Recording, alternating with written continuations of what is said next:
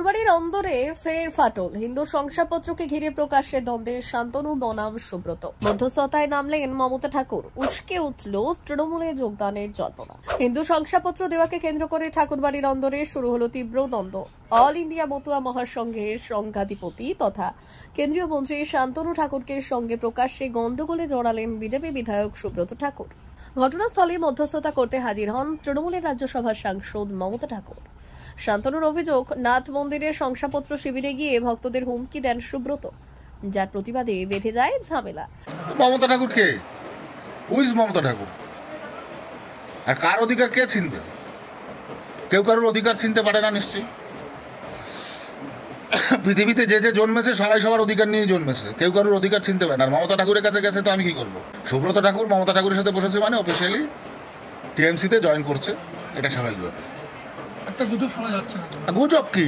আজকে টিএমসির সমস্ত নেতাদের নিয়ে বসেছে, কালকে প্রকাশ্যে মমতা বালার সঙ্গে বসেছে, তো সেখানে তো বোঝাই যাচ্ছে সে টিএমসিতে চলে গেছে। এখানে তার কোনো কোশ্চেনই আসতে পারে না। আর যত কিছু সবকিছু বাহানা। পাল্টা সুব্রতের দাবি, ঠাকুরবাড়িতে শান্তনুর নেতৃত্বে চলছে দালালি, তাই তিনি মমতা এবং বোন মধুপর্ণার সঙ্গে বৈঠকে বসেছেন। শান্তনু আমাকে বলছে, আমি উড়ে এসে জুড়ে বসেছি, আমাকে বলছে আমার কোনো অধিকার নেই মতুয়া মহাসংঘে, এবং আমাকে থ্রেট করে বলছে এই মন্ত্রিত্বের পাওয়ারে আমাকে থ্রেট করে বলছে তোর টিকিট কে দেয় আমি দেখবো। আজকে মাকে গালাগালি দিয়েছে, আজকে মাকে থ্রেট করেছে।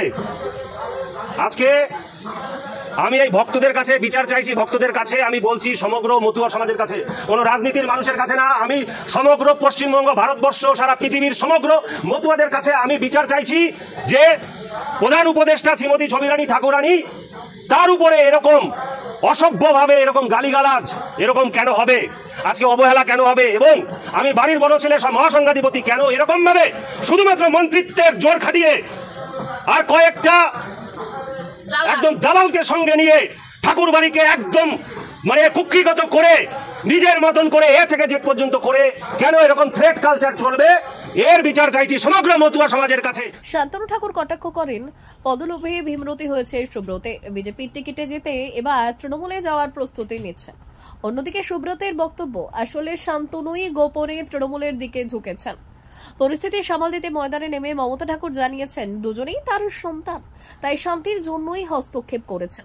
তিনি স্পষ্ট বললেন, সুব্রতের মতুয়া মহাসংঘের অধিকার থাকা উচিত। তৃণমূলে যোগদানের প্রসঙ্গ একেবারেই অস্বীকার করেন তিনি।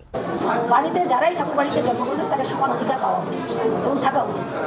এবং রাজনৈতিক ক্ষমতা নিয়ে এবং ওর মাকে যে অপমান করেছে, বিশেষ করে এই পৃথিবীতে ভগবান যদি থাকে তাহলে মা বাবাই ভগবান। এটা আমাদের মানে আমাদের যে ঠাকুর, আমার হরিগুরুচাঁদের যে দর্শন, সেটা আমাদের শিখিয়েছে। সেই মাকে অপমান করা, এটা আমরা কোনোভাবে মেনে নিতে পারি না। সুব্রত ঠাকুর একটা অভিযোগ করছে, যে ঠাকুরবাড়িতে একটা দালাল চক্র চলছে, কি বলবেন? 100 বার চলছে।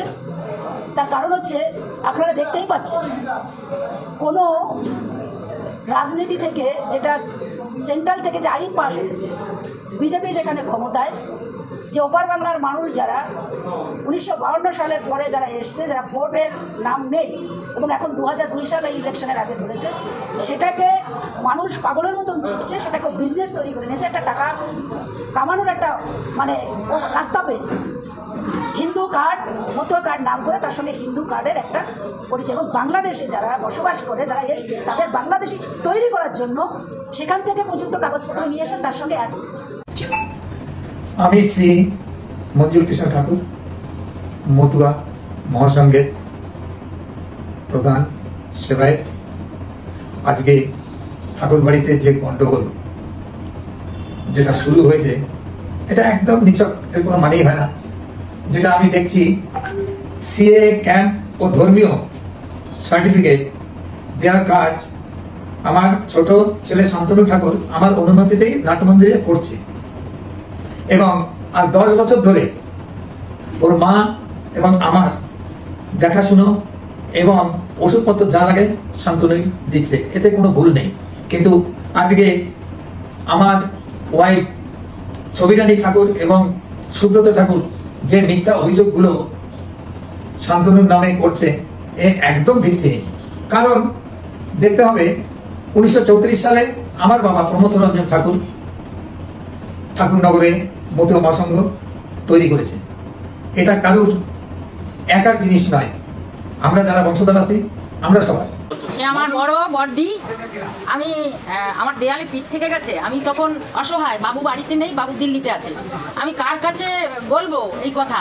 আমি মনে করেছি সে যোগ্য, সে আমার বড় দিদি। আমি তার কাছে ছুটে গিয়ে বলেছি, শোনো বড়দি, আমার 2 ছেলে সুব্রত শান্তনু, তাহলে কি 2 ভাই সমান পাবে অধিকার? কি 2 ভাইয়ের সমান আছে?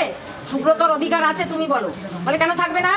সুব্রত বড়, তার অধিকার কেন থাকবে না? হিসাবে তো সেই সংঘাতিপতি হয়। আমি বলছি না, যেটা আছে সেটাই থাক, কিন্তু অধিকার সমান সমান। সে বলছে বড় বৌমা এখনো কেন আসে না? বড় বৌমা আসুক। আমি বলছি আসবে সঠিক সময়।